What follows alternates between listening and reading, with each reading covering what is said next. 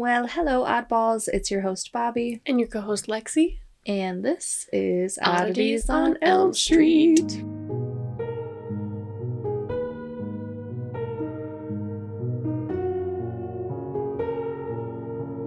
So, I did want to say a big thank you to everyone who's been keeping up so far. Thank you. If anybody out there is interested, we do have a Patreon set up and we have merch out there, so there's a few ways to support us. And I also kind of wanted to put a feeler out to see like what people thought about maybe us doing listener tales.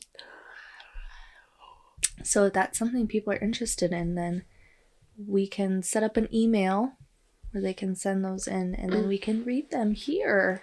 Yeah, that sounds awesome. Yeah, so I have a quick little listener tales I'm going to insert here. It's very quick. So this happened probably about a year ago. It was later at night. I went to the gas station. I got out of my car and this guy was just staring at me. And he's like, "You're very beautiful." Yeah. And I was like, smile, nod. Walk into the gas station. Didn't think anything of it. Mm-hmm. Then I eventually get back in my car and I look over and he's still in his car looking at me. Okay, this is weird. I'm gonna leave. Yeah. So I did, and naturally my next place was McDonald's. As one does at night. That Oreo McFlurry. God. Oh, just calling my name. But so I pull up to the little order window thing, yeah. And I roll down my window, and all of a sudden, I see this guy. He's parked behind me, and he's out of his car, coming towards me. What? Yes. Yes. What the fuck did he want? You? Bro, if this is your way of, coming on to someone, you are doing it very wrong. Yeah, what the? Yeah, he was, at my back side door when... I looked in my mirror and I was like, what in the fuck? And I just, hit the gas pedal and got out of there. Oh my god. Yeah. And then I didn't drive right home because I'm like, what if he's following crazy fucker's following me? Yes. That's so scary. Yeah. Not a pleasant experience. No. So... always watch your back when you're leaving the gas station. Not only that, but always make sure your doors are locked. Oh, for sure. That's huge. The first thing I do when I sit my butt in my car seat is lock the doors. Yes. Even after you, because it's easy to forget. You go to Meijer. Yeah. And you come out, you sit in your car. Make it a habit. Yes. Absolutely. Ugh. I see so many videos of people just running errands. And somebody will just hop in their car. What? No. Yeah. That's awful. So, yeah, that's mine. Please give me yours. There we go. Now you're obligated. You have to. So, yeah, and then there's also some things about our topic today that I'm going to be sharing on our Patreon page. So, if you want to go see that, I'll have the link posted. Otherwise, oh my god. And also, I wanted to address real quick. If you didn't know, we posted 2 episodes last week. Because we fucked the first one up. We had to redo it. Okay? So we have 2 episodes. If you're like, wait, I only saw one. Well, you probably didn't hear the one on Monday or the one on Wednesday, whichever one. Also, if you want to see the look of sheer terror on our faces when we thought we were going to die, you can go watch last week's YouTube video. Because I thought we were goners. It was... I told some people about that. And they're like, why do you go there? Hey, if I don't have a choice, you don't get a choice either. Yeah, that was let's God. hope we're not gonna have that problem tonight. But so today I wanted to Sorry. I'm worked up now. Today I want to continue our unsolved mysteries. Mysteries. Yeah, I still can't speak English. So this will be part 3, and I want to talk about Dyatlov Pass. Dun, dun, dun. Hopefully I'm saying that right. There's gonna be a lot. This is a mouthful. Yeah. I don't speak Russian. What? So yeah. This is kind of one of those stories that, like, I always get asked, since I started doing content creation, people always ask me, like, what's something that doesn't sit with you well, and blah, blah, blah. Like, this is one of those stories. Keeps you awake at night. Yeah. Alright, so let's jump in. So, let's go back in time. 1959. Dang. Back in 1959, there was a group of 9 very experienced hikers that were trekking through the Ural Mountains, which are located in Russia. And also, it's important to keep this in mind. Russia, back in that time, was still considered part of the Soviet Union. Right. All right. So in January of 1959, this group of hikers was led by a 23-year-old man named Igor Dyatlov. There were 7 men and 2 women, and most of them had attended the Ural Polytechnical Institute, which is a university in Russia. So this group was pretty much made up of young, college-aged kids. Right. And the leader of this group, Igor, he was a radio engineering student. He had assembled the group together with some of his fellow students and his friends, and each member of the group was what they call an experienced grade 2 hiker with ski tour experience. And grade 2? Yeah, this is like it's like a universal grading system. Interesting. For like hikers and climbers and skiers, stuff like that. But they were all, like, upon returning from this trip in Dyatlov Pass, they were about to receive their grade 3 certification. Interesting. So basically that means they're really fucking good. So the group included, again, 23-year-old Igor Dyatlov. This is where it's going to get rocky, just a fair warning. 21-year-old Yuri Doroshenko. 20-year-old Lyudmila Dubanina. Just stay with me now. 23-year-old Georgy Krivonoshenko. All right. There's so many, like, letters in these names. 24-year-old Alexander Kolovatov. 22-year-old Zenaida Kolomogorova. 23-year-old Rustam Slobodin. What? I don't mean to make fun of these people's names, but I just sound ridiculous saying them. That's the only reason why I'm laughing. And I would be worse. Yeah, this is, it's stressing me out. I'm sweating here. 23-year-old Nikolai Thebu Brignoles. 38-year-old Semen Zolotaryov. And 21-year-old Yuri Yudin. Oh, thank God that's over. So we got this. All right, so they all arrived by train to a town called Ivdel in the morning hours of January 25th. They then took a truck to a small village called Vizhai. I should have looked up the pronunciations, but I would still probably fuck them up, so that's even more embarrassing. So when arriving there, they ate loaves of bread to work up some energy for the next day's hike, and on January 27th, they set off on their expedition. But on the next day, the 28th, Yuri Yudin began suffering from knee pain, so he decided to turn around. And that's a decision that probably saved his life. Well, it most definitely saved his life. It for real did.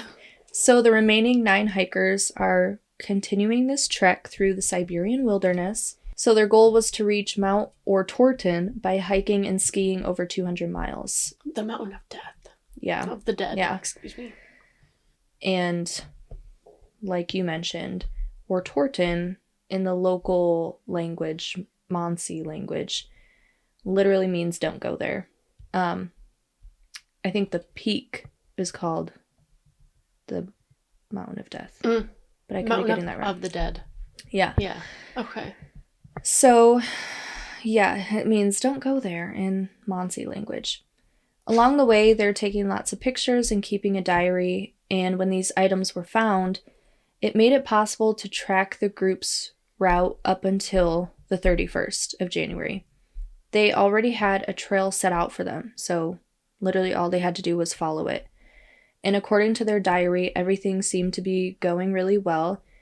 They did mention a little bit like how shitty the weather was, and they talked a little bit about the trail conditions, but for the most part, they were mainly just talking about how much fun they were having.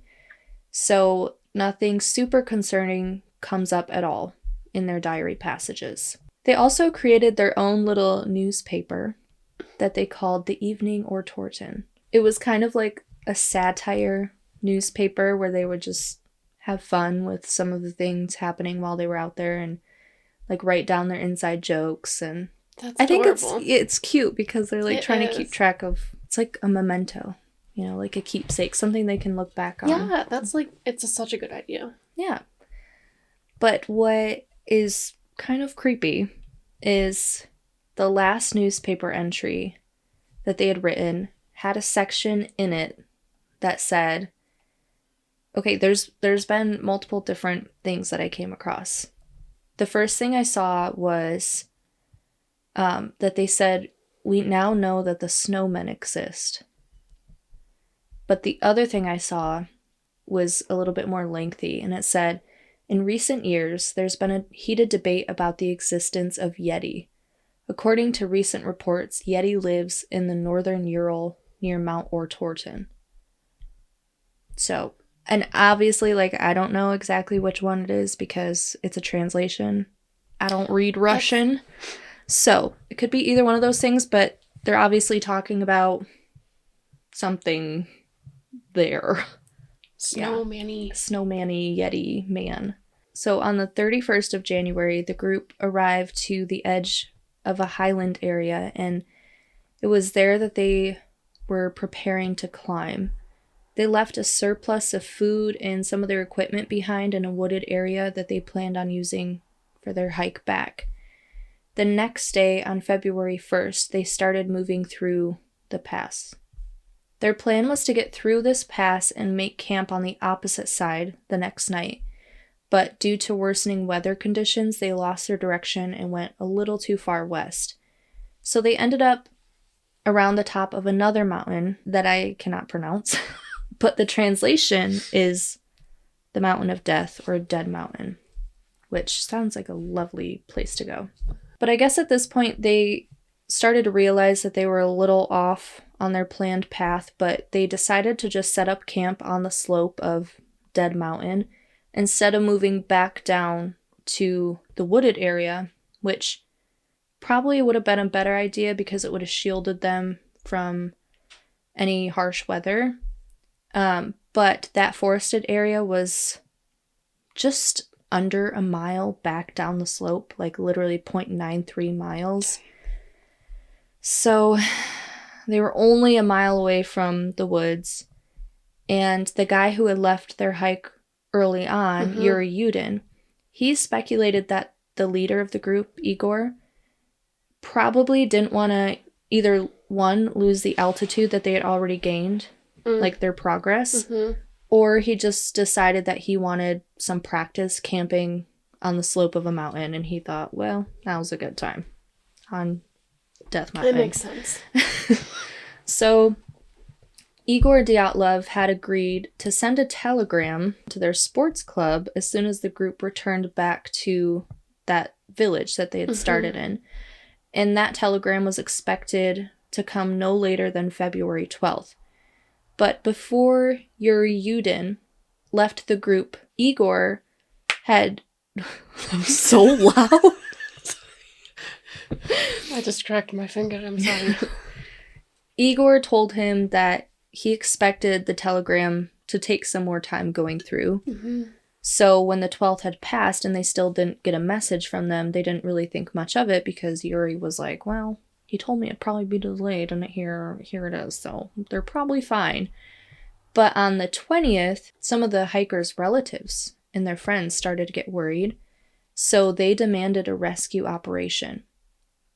This group of search and rescue people mainly consisted of volunteers, students, and teachers, but it wasn't until February 26th that their abandoned camp was finally found. And after this, the army and the police force got involved and used planes and helicopters to help locate the missing hikers. So, some of the things that they left behind were kind of bizarre. A student had found their tent. It was half torn down and covered with a little bit of snow, but all of their belongings and most of their shoes were left behind inside of the tent. They then noticed that the tent had been cut open from the inside. Not just like cut, like precisely, but it was like shredded open from the inside.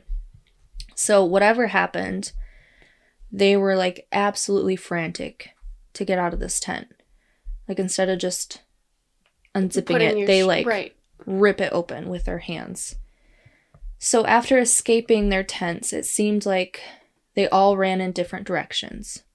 9 different sets of footprints could be seen in the snow. Some of the prints were shown only wearing socks or one shoe, or some of them were even barefoot, which is insane considering the temperatures, like the average temperatures in this area. So it just kind of makes you wonder like what scared them so badly that they decide like their most logical choice in that moment is to go out in the freezing cold with no shoes on. No gear. Like we're talking about like experienced grade 2 hikers. yeah, grade 2 hikers. Yeah. And we're talking about like -20, -25 degrees. Plus wind chill. Yeah. They're on a mountain, you know? Yes. It's worth noting that they've also like taken survivalist training. They would have known that this is a death sentence. Right. Because of hypothermia. Right. So they obviously must have been scared for their lives to think this was a good idea in the first place, and must have genuinely believed that running into the snow barefoot could be their only chance of survival in that moment. Like, we either take the time to put our gear and our shoes on, or we run with the hope that maybe we'll make it out. So that in itself is already like that has to be something huge. Yeah. Like, don't catch me outside with my socks on in the winter. Right. It's for anything. Yeah.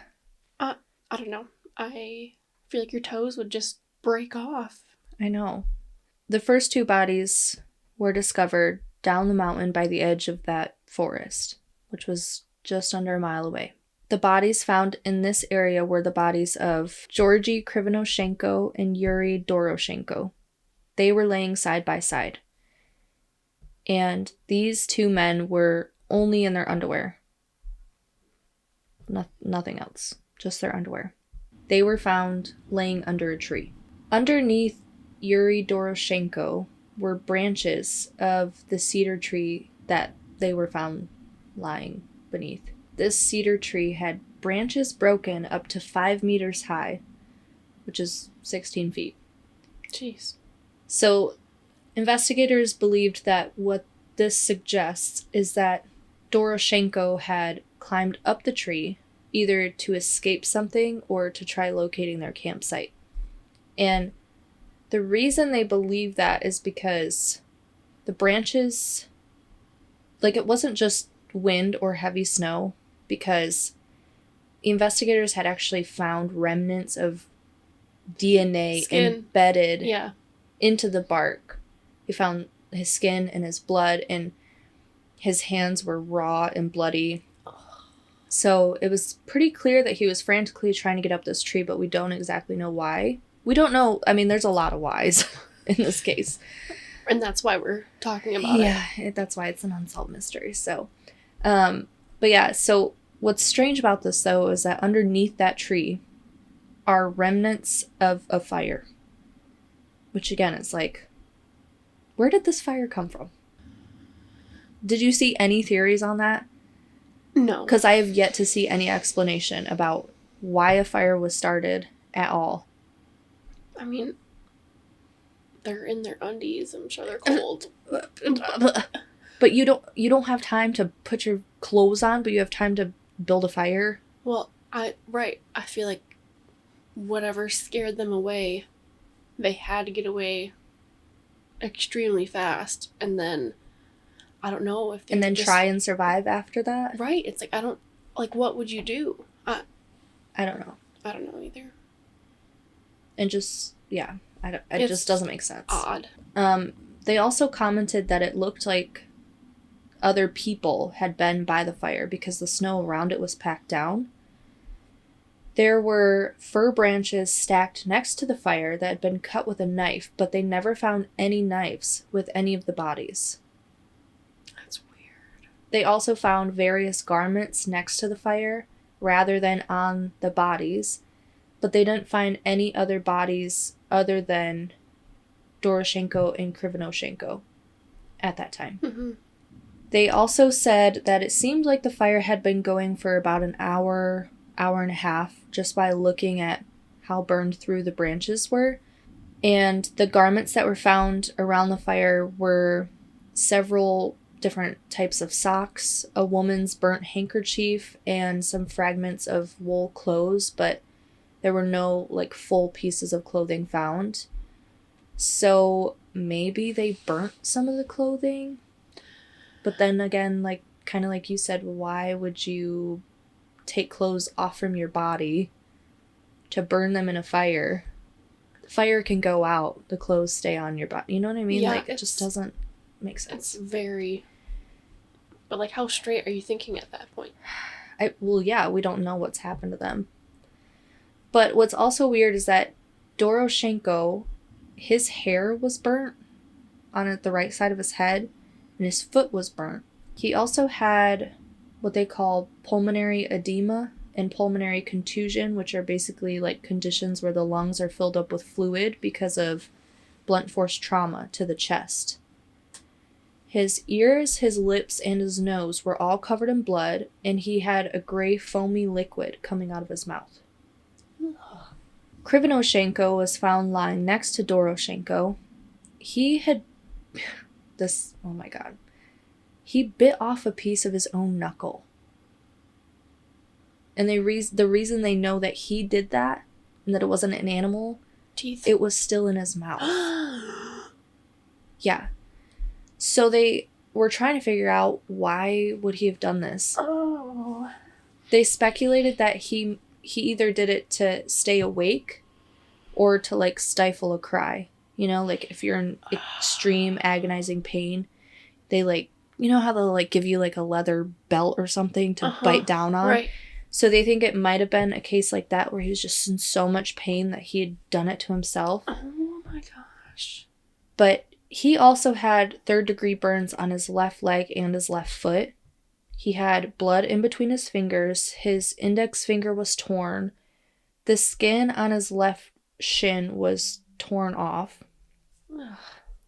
And Doroshenko was found lying face down, and Krivonoshenko was face up. What's weird about this, though, is that Doroshenko's body, they realized, was found in a different position than the position he would have died in. And the way that they're able to figure that out is because of something called livor mortis. Mm-hmm. There's, like, different stages to whatever. So, like, blood settling? Exactly. Livor mortis is the gravitational pooling of blood, and they're able to see that post-mortem in, like, a discoloration of the skin, like a reddish-purple tint. So, in Doroshenko's case, he probably died laying face up, but he was flipped down post-mortem. Weird. And they saw during his autopsy that the blood was pooling in his back, which suggests that he died lying on his back. Right. Basically, this... I mean, it's kind of confusing, but it basically just means that his body was moved after his blood had stopped circulating. I will be posting... I'm not going to post the crime scene photos. Unless you want it. No. No, I'm not responsible for the damage. No, I'll be posting like the autopsy reports that show the graph of, it's nothing graphic, like I'm not going to show pictures of their dead bodies, but it'll show the graph of like things that are labeled on their body of, you know what I mean? Like their injuries tags. And yeah.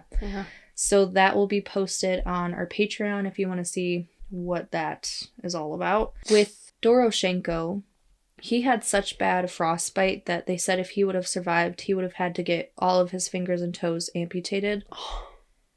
And what's so frustrating about this is they rule his death as hypothermia. But when they did the autopsy, they said it couldn't have been hypothermia. Because, so I guess when you're like dying of hypothermia, the volume of urine inside of your bladder is much bigger than it's supposed to be. Weird. And I'm not a medical examiner, but I'm assuming it's probably like your body's last ditch effort to try and preserve heat or something. I don't know. But I guess the amount of urine in his body was much smaller than it would have been if he would have died of hypothermia. This kind of tells them that his body was still making efforts to fight off freezing to death. Due to the pulmonary issues that he had, Doroshenko's death was most likely due to someone or something pressing his chest cavity. And because you can see, I know that you're not going to share them, but if you want to look at pictures, you can see how sunken in his chest is. Yeah. Right? Yeah, and it's like that couldn't have happened just from falling from a tree either. No. Like it's a very traumatic injury. But all of those findings were essentially ignored, and in the final papers they listed that his cause of death was hypothermia.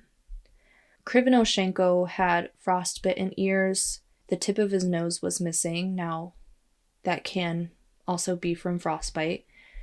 But his cause of death was also ruled hypothermia. So on February 27th, they also find Igor Dyatlov. He was almost 1,000 feet away from the cedar tree where the other two had been found. And he was face up as well. But above the snow, only his hands were visible. He was wearing a jacket, but it was unbuttoned, which is unusual for someone that is suspected to have died from hypothermia. I mean, you don't unbutton your jacket if you're freezing to death. It just doesn't make logical sense. It doesn't, but there are those cases of like paradoxical undressing. Yes. See, a lot of people speculated that, and I could see where that might be a case. Like paradoxical undressing is basically like when you're suffering from hypothermia, I guess your brain basically tells you that you're actually heating up, and so you start undressing. But that doesn't explain the traumatic injuries. So yeah, Igor, he also had no shoes, but he had one sock. He had one cotton sock on his left foot and a wool sock on his right. He was also wearing a watch, and that watch stopped working at exactly 5:31 a.m. Interesting. Yeah.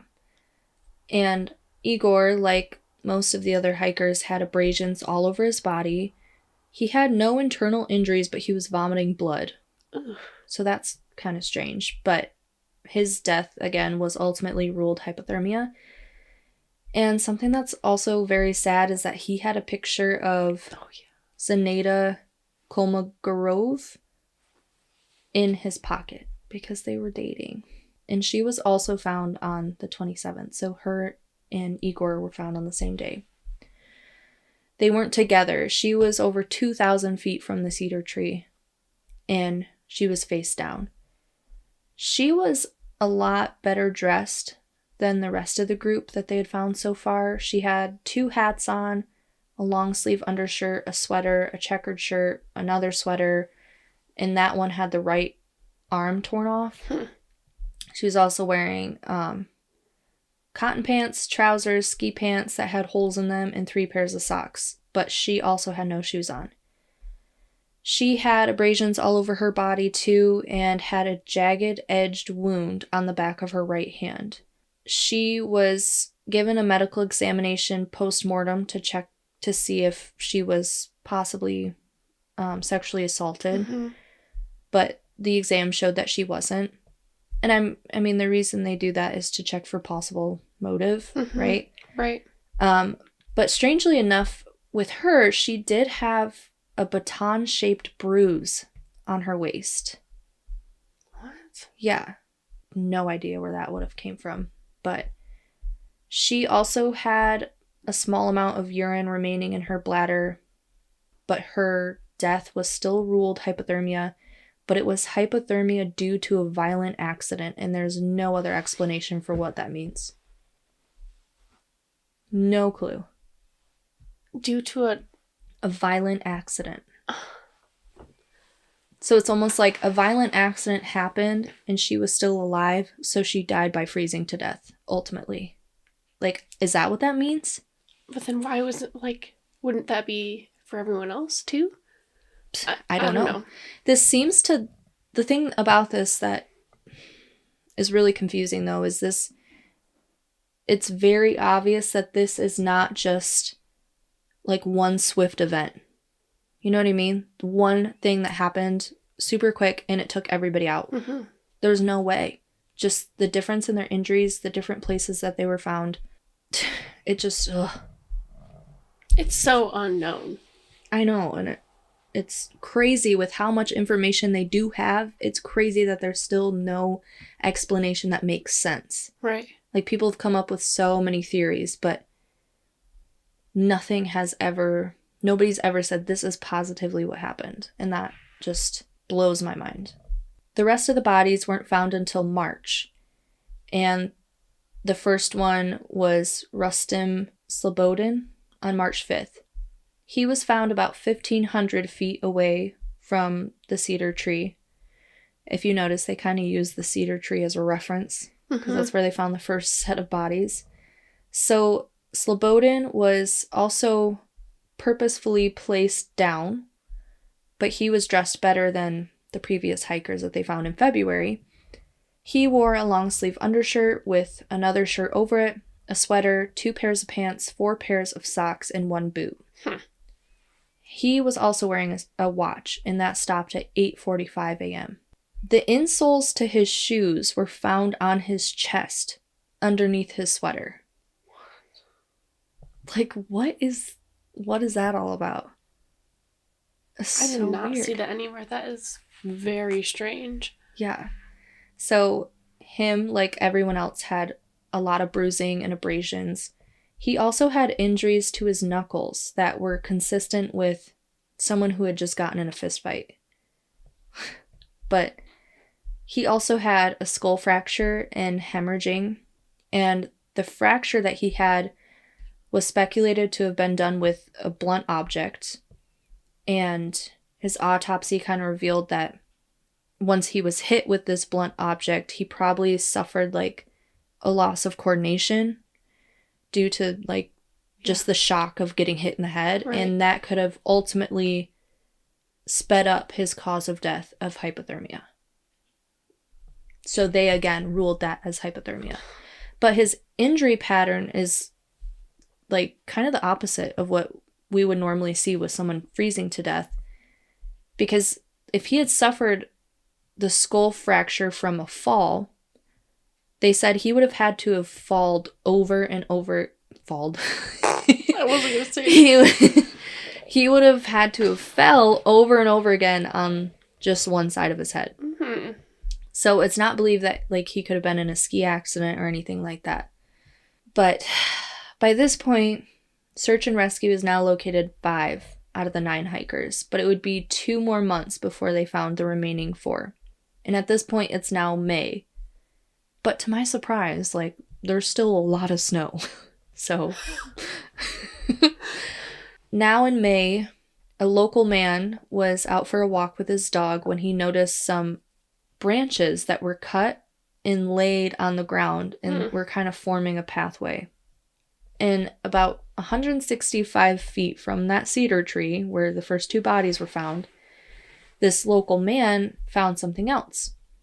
A pair of black sweatpants with the right leg appearing that it had been cut off with a knife. Which, remember, they never found a knife. So he finds the sweatpants, and then a little further up this path was the left half of a woman's sweater, and the right half of the sleeves were cut off.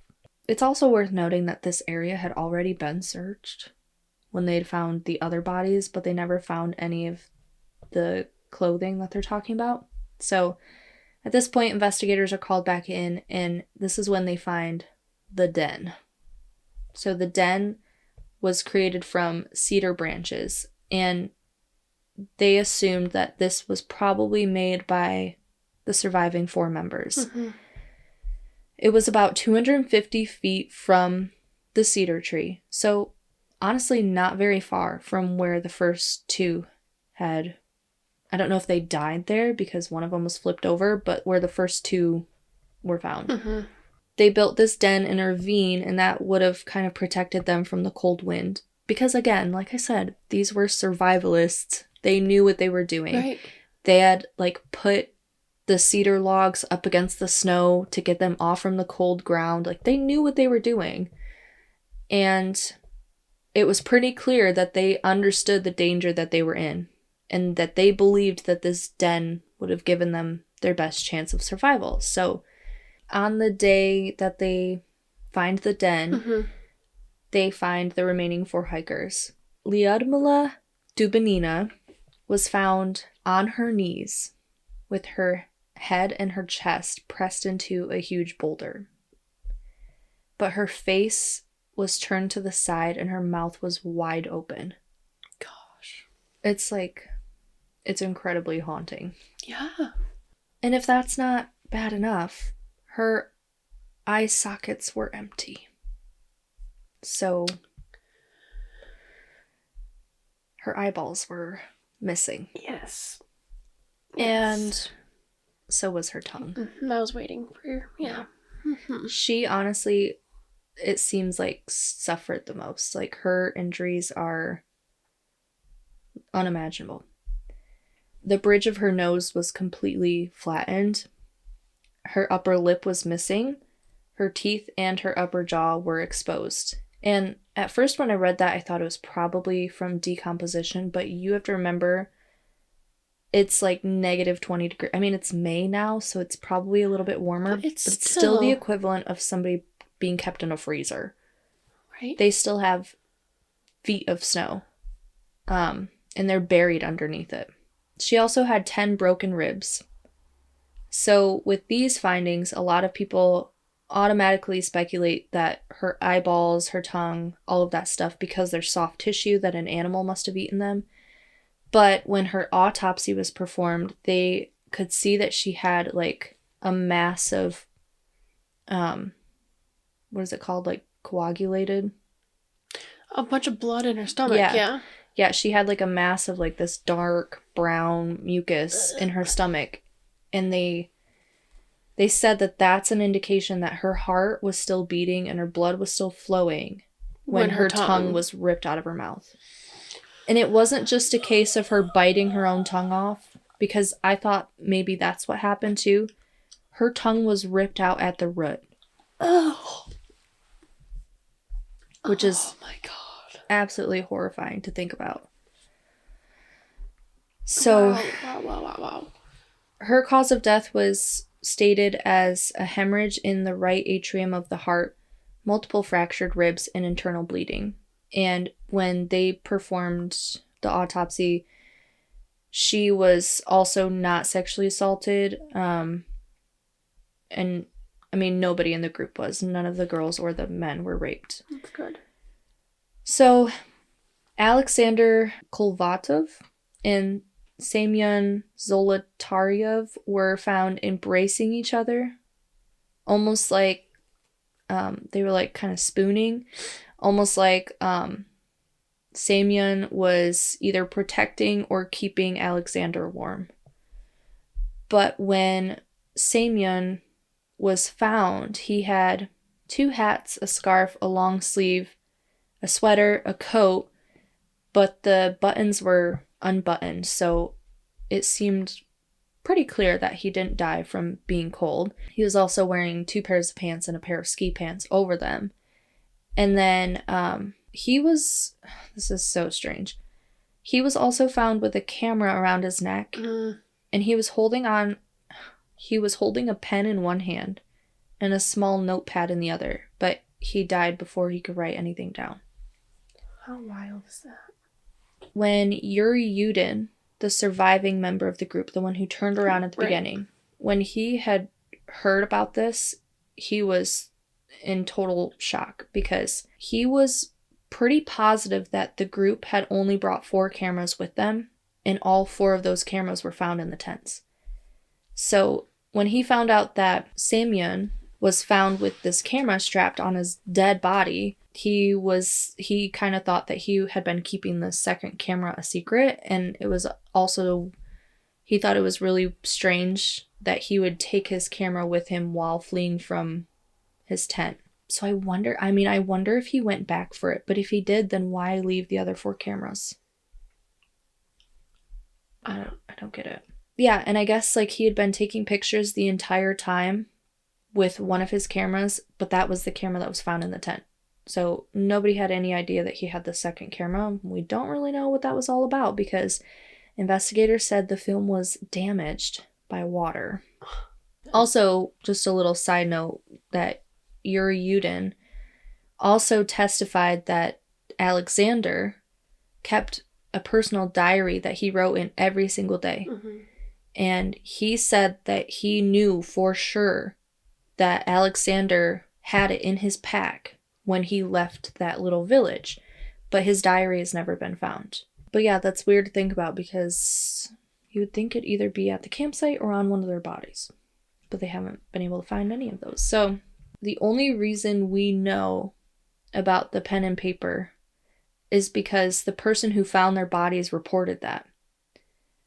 Otherwise, we'd probably never know about it because the colonel who showed up on the scene, I guess when he saw that, he grabbed the notepad from Semyon's frozen hand. He looked at it and he cursed and he said, "He's written nothing." And then the notebook was never filed into evidence and it was never seen again by anyone else. A little suspicious. Semyon and Dubinina kind of had an interesting pattern of injuries. They weren't the ones that were holding each other. It was Semyon and Alexander holding each other. Dubinina was the woman that was found without her tongue. Mm-hmm. So their wounds are pretty similar in direction and force, even though they have like a completely different body composition. They both had hemorrhaging in their cardiac muscle, and they were both missing their eyes and their eyebrows and had exposed bone in their face. Ugh. Semyon was the one whose chest was completely caved in. It's so strange to see because it looks so like inhuman. It's like deflated. I can't even describe it. And the way that the autopsy technician described it is that of being similar to the type of trauma that one would sustain from the shockwave of a bomb. They believe that Dubinina would have probably died about 10 to 20 minutes after whatever happened to her had taken place. So she was probably fully conscious when it happened. And obviously we do know that like she was still alive when her tongue was ripped out. But whether she was conscious or not, we don't know. Right. So Alexander was also well insulated, but he was missing his hat and his shoes, and his jacket was also unzipped. His jacket had damage done to it, like a big hole in one of the sleeves and some more burn marks, which is like, where are these burn marks coming from? I don't know. His socks also had burns on them, and some of his clothing had also tested positive for radioactivity, which we'll get into a little bit later. But Alexander's injuries consisted of a missing eyebrow, exposed skull bones, a broken nose, an open wound behind his ear, and a deformed neck. But there's no more explanation of those injuries. A deformed neck. I hate that. I know, me too. The broken nose, the wounds, and the deformed neck kind of look like it was like the result of a fight. And they never really explain his cause of death, so we're kind of left guessing. But I did see an article that said that having your neck snapped and like a blow behind the ear is kind of like a typical thing when someone is killed by military forces. Yep. But obviously, like, there's no way to confirm that. So the last victim that was found was Nikolai Thebu Brignoli. Him and Semyon seemed to be much better prepared than the rest of the group. So it's speculated that maybe the two of them were already outside of the tent when whatever happened, because they had plenty of layers on and they were also wearing their boots. So Nikolai had 2 watches on his left arm. One had stopped at 8:14 and the other at 8:39. Weird. He didn't have a ton of injuries, but he did have multiple skull fractures. He had a bruise on his upper lip and hemorrhaging on his forearm. But just from the fractures, it was pretty clear that he couldn't have died from like taking a small fall, because the way the fracture was splintered off in so many different directions, they said it was comparable to him being hit by a car going at like a crazy high speed. In his situation, obviously, he wasn't hit by a car. It means he would have probably had to have been thrown against rocks or ice like multiple times to fracture his skull that way. So yeah, that's all the deaths. That was really heavy. And just so strange, too. Yeah. It's so weird that none of them are consistent with each other. And that's what I mean. There's no way that this was just one uniform single event that just came and wiped everybody out at the same time. Right. Just drives me nuts. So we're going to talk about some of the theories of this case. Obviously, the hypothermia, because that was written on almost all of their death reports. Right. But another theory was that of a possible avalanche. And actually just recently in 2019, the Russian authorities announced that they were going to revisit the incident, but their plan was never to investigate it as a crime, but only as a possible avalanche. Which, in my mind, is kind of like a little biased, because you're just trying to prove that this one theory exists. Right. Yeah. So the following year, so in 2020, they ruled that the hikers' deaths were a combination of an avalanche and poor visibility. Also in early 2021, there was new research published in the journal Communications, Earth, and Environment. Okay. They used an advanced computer system to create a simulation of an avalanche. And what's funny about this is that they actually came up with this idea because they were watching Frozen, like the Disney movie, one day, and they're like, I think they're onto something. So oh my God. This guy like reached out to the creators of Frozen because he wanted them to like give them his animation code or whatever, because he's just so impressed with like their depiction of snow in this movie. So way to go, Frozen. Yeah, there's a little fun fact. But yeah, so with this simulation, they thought that they could have possibly cracked the code, or at least given more credibility to this avalanche theory.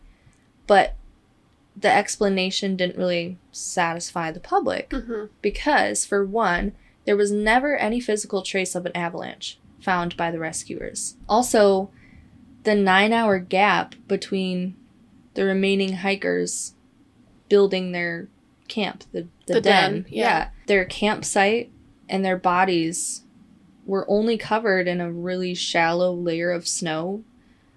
Like, it was shallow enough to be found by the rescuers almost, a month after they had disappeared.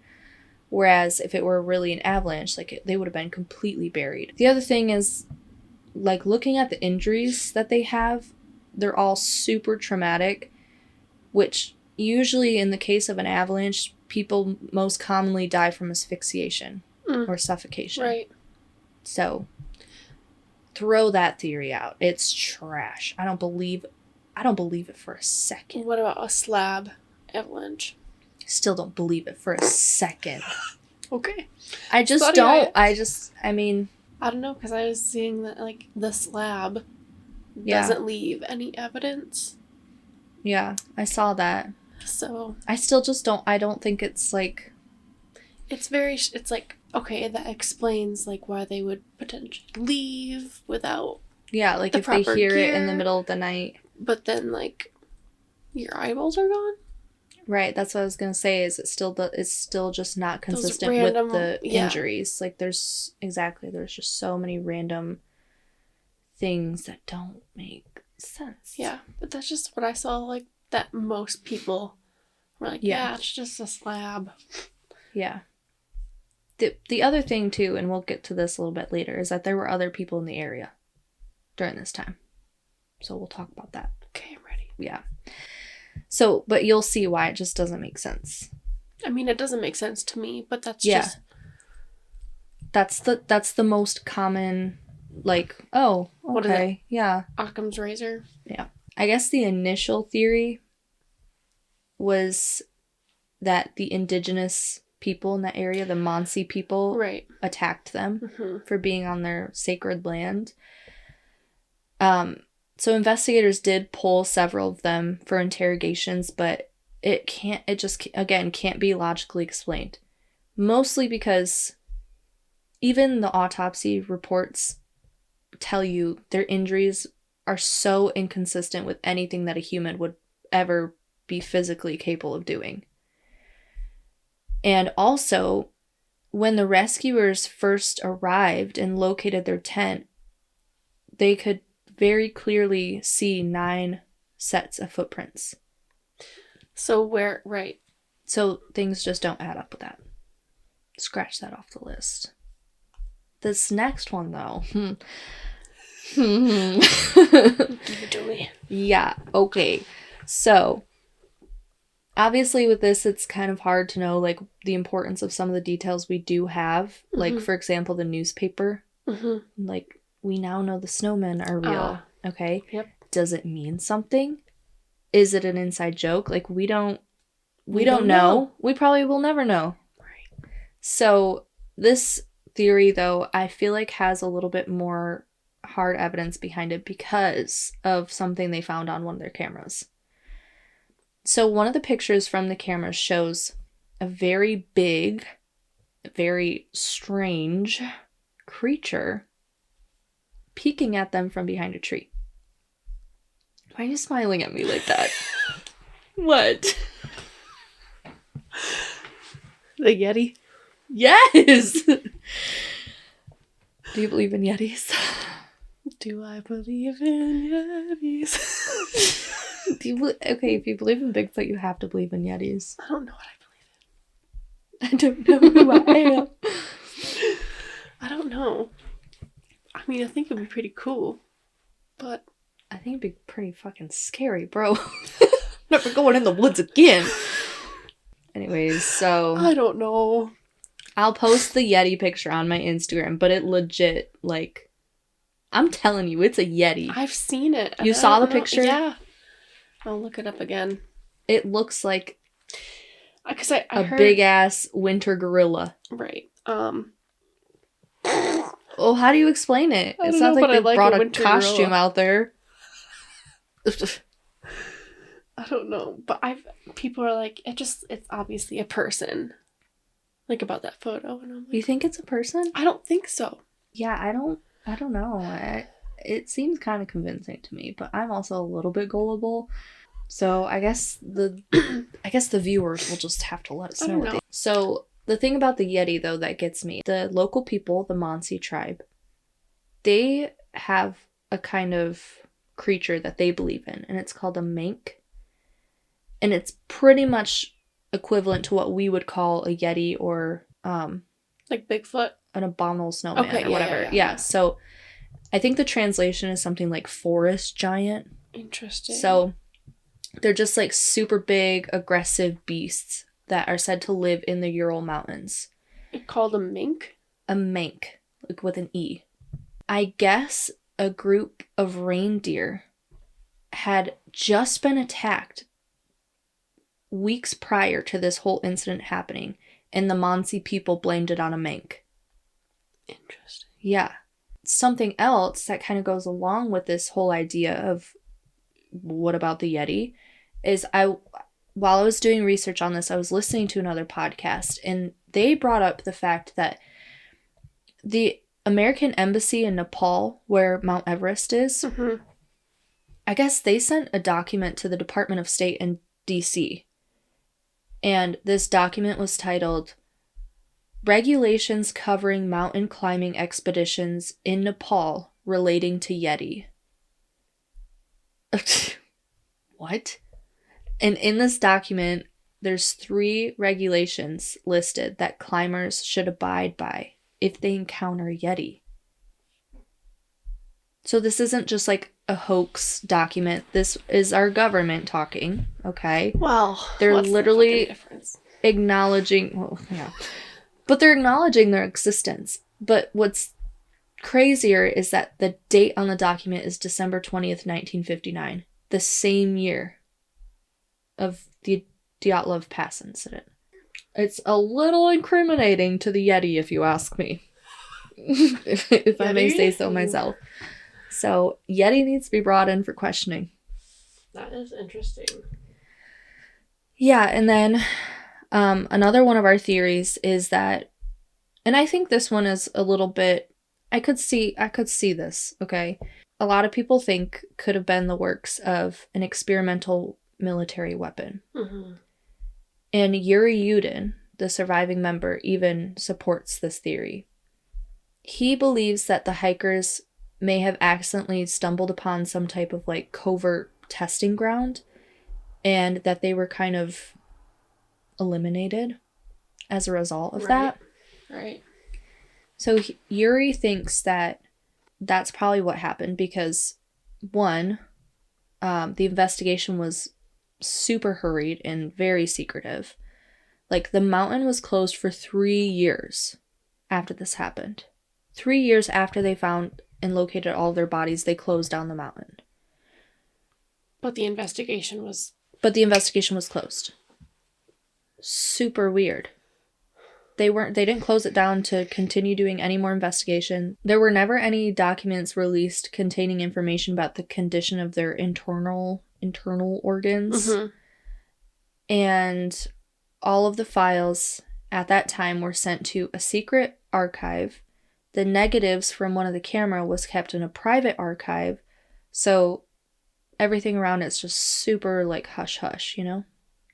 Right. I wonder if it was some sort of experiment that's how like some of the burns came about. Yeah. Well, and I guess Yuri, he was brought to the location to help identify some of the items that were left behind. And while he was looking at the items, he saw a torn piece of fabric that he said looked like it came from a soldier's uniform. And he said that that was definitely not with them previously. He also found a pair of glasses and a pair of skis that he said didn't belong to any of the members of the group. How weird. But yeah, so Yuri also testified that he saw some documents that stated that the investigation had actually begun 2 weeks before the official discovery of the camp. So they already knew 2 weeks in advance. I heard that was like just a typo. You think so? That is what I didn't see that in the documentary. That's what it said. Okay.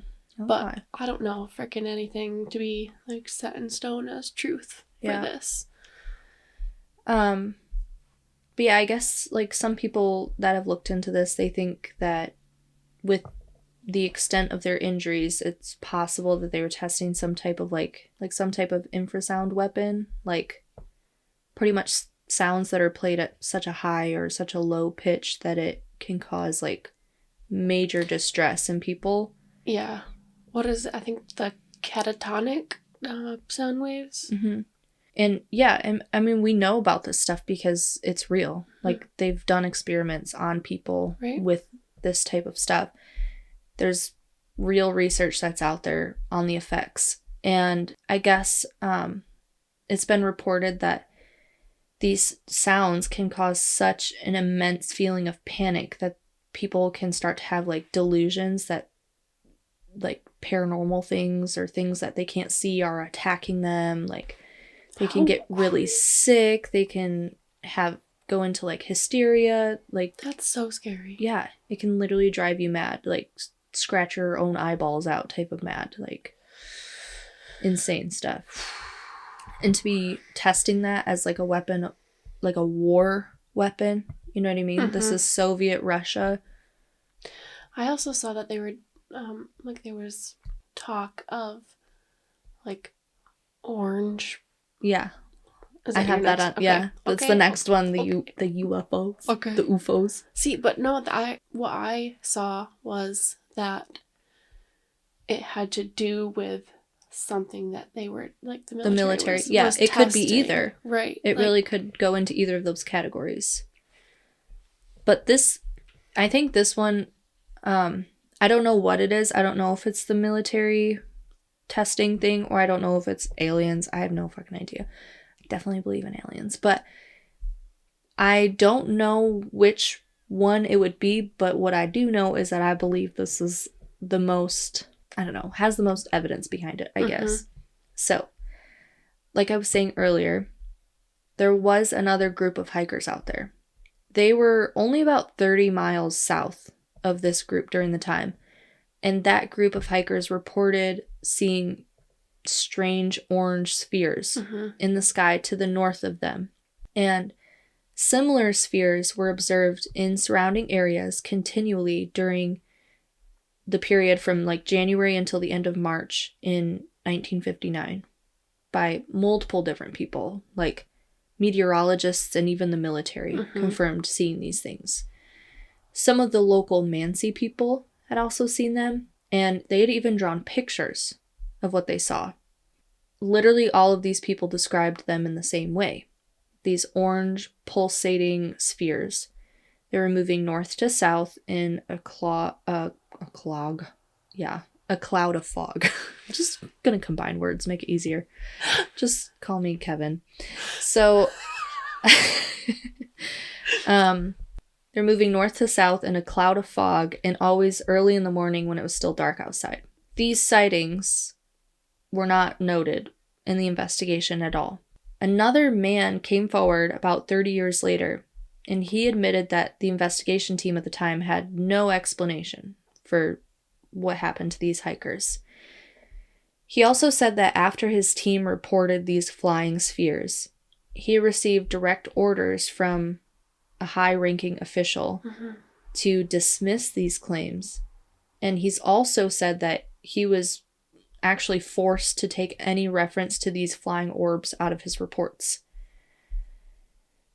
He himself even said that he believes, and still to this day, he believes that those orange spheres had a direct connection with the death of the hikers. He doesn't know what they are. Right. But he thinks that that has something to do with it. Yeah. I mean, to be that secretive about it. Yeah. But then to have so many people like confirm that, yes, they were. Yeah.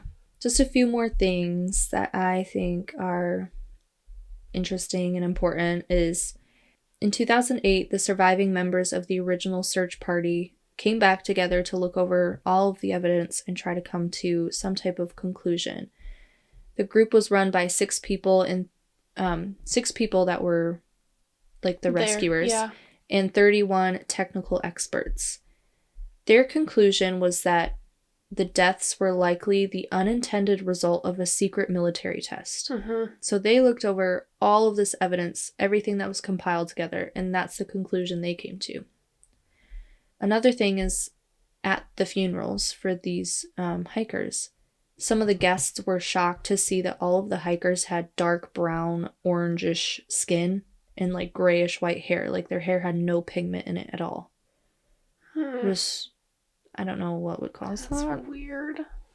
Some of their clothes had high levels of radiation on them, which is just weird to me. Like, why would they even test them for radiation in the first place unless they had suspicion that it was a possibility? Like, do you know something we don't? Right. That's not my first thing to test for. Like, they're in the wilderness. What is that all about? I don't know. Again, just one of those things. In 2018, Semyon's remains were exhumed. And they found some kind of contradictory results. One of the experts said that his injuries were, I said this before, but he was the one that they said his injuries were consistent with being struck by a car at full speed. Mm-hmm. So they tested his DNA, which, again, why would you even do that? I don't really know. But they tested it, and it didn't have any similarity to the DNA of his living relatives. Excuse me? Right? Also, his name wasn't even on the list of those who were buried at the cemetery where he was supposed to be. But I guess they reconstructed his face from his supposed skull. I was like, who the fuck is this person? I don't know. And it matched photographs of him, so they were satisfied with that. The story doesn't end there, though. The college that the hikers attended, they opened a foundation in 1999 called the Dyatlov Foundation. Over the years, they've stated that their aim is to continue investigating the case and to preserve the memory of the dead hikers. So even the college is like, we don't believe your theories. So on July 1st, 2016, they placed a memorial plaque in the region and dedicated it to the survivor Yuri Yudin, who, by the way, he passed away in 2013, so he lived a long life. Wow. In February of 2021, a group of 8 tourists had set out to Dyatlov Pass. Yes, I remember hearing about that. So they wanted to do this to kind of pay homage to those 9 hikers that died back in 1959. So it had almost been like 60 years to the date. And these 8 hikers disappeared. Yep. And there's literally been nothing on it since. I was trying to look that up today. Yeah, so I remember when this happened, I literally like hopped on TikTok. I was like, holy shit. Because I've known about Dyatlov Pass for a while. Right. So as soon as I heard they were missing, I was like, oh my God, like, I need to tell the world. Again. Yeah. Right. And so I posted it, and then I was like, yeah, I'll make sure to like keep everybody updated. No update. I looked for months and months and months. Nothing. There's literally, the only update I've ever come across is from a website that isn't even a news source. And there's no explanation to what happened. But they just report like, yeah, they came back the next day. And that's it. That's the end of the story. What? Absolutely not. I don't believe it for a second. So sketchy. So they went missing, but then they just came back the next day, so it was fine? Is that what? Yeah, but this is literally one source of information on the entire interweb. And it's not even a news, it's from All That's Interesting. It's not even a news source. And they didn't explain it. There's no explaining it away at all. They're just like, yep, they're fine. They came back. Whoop-de-doo. What? Just doesn't make sense to me. I'm like determined because I literally banking on you telling me because I couldn't. I looked all day. I have no idea. I'm just as clueless as you are, friend. But yeah, that's all I got for you. It's such a disappointing end because I just want answers. Right. And like, especially with the 8 that recently went missing. Like, why are there no updates? And why is it so hard to find anything about it? I know. The only thing I find is that they went missing. That's it. Like, did they really come back and they're like, oh, no need to update. There's nothing spooky here. So they just didn't, like, what? No. I feel like it's still, I feel like that's... The news, you bite on everything. Yeah, I don't believe it, man. I really don't. If anyone knows anything. Yeah, send me some links, please. I'm over here, like, I can't sleep at night. I'm worried about these guys. It's been years. I mean, this was back in, 2021? Oh my gosh. February 2021, yeah. It's been 2 years. Wow. Has anybody heard from them? Are they okay? Anyways, I do just want to caution people, if they plan on looking into this case, you'll probably see some post-mortem pictures, so just scroll responsibly. You know, if that's not something you want to be traumatized by. Yeah. Know yourself well enough to know what you should look at and what you shouldn't. Yeah. So don't go clicking around sporadically. Think about your decisions. And maybe, like, don't have your children around. Oh, absolutely not. Don't let them listen to us either. It's bad idea. Maybe, bad like, influences. Like 15, 16, they can maybe start. I don't know. Maybe. I don't know. Depends. I feel like 15, 16-year-old me would have been far past. So far gone by that point. Oh gosh. Well, that's Dyatlov Pass for you. That is all I've got. Gosh, I really want to know. I hope when we die we get the answers to everything. That's heaven for me. Yeah, like, can you sit me down in front of a big screen and just play what happened? Yeah, let me know. Well, thanks for joining us again. As always, we'll be here next week, right? Peace and blessings. Peace. You just unlocked a memory I didn't even know I had. That's not how we end this. Ma'am, don't you have the script? Just kidding. No. No, you literally I don't. literally don't. I've got nothing. Well, I hope everybody has a lovely, wonderful, spooky week. Actually, no, I hope it's not spooky. I hope it's just lovely and wonderful. Yeah, whatever you want. Manifest it. I hope your life is everything you've ever dreamed of. And I hope you'll be back next week, because we will miss you. Terribly. And we'll be here. Alright. Remember to always keep it spooky.